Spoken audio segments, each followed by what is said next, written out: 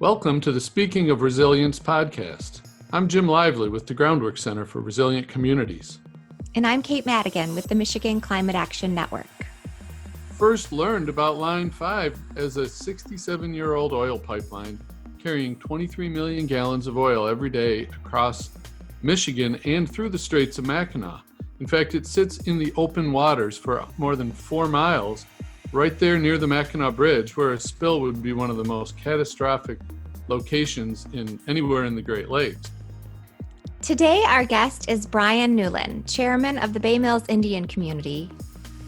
I had made the point that the governor had lied to the tribes, and I still believe that because it's true. Governor Snyder at the time had said, we will consult with the tribe about the state's proposals and actions on Line 5. And then while his administration was consulting with us, they were working out a backroom deal with Enbridge that the public had no notice about, no input into, between the governor and a private company related to public's resources. That is the type of action that makes people cynical about government.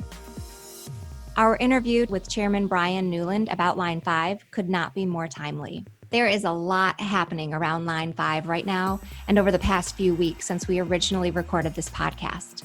We learned that a Line 5 anchor support was damaged, and as a result of that discovery, the Attorney General was successful in getting a judge to issue a temporary restraining order that temporarily shut down Line 5.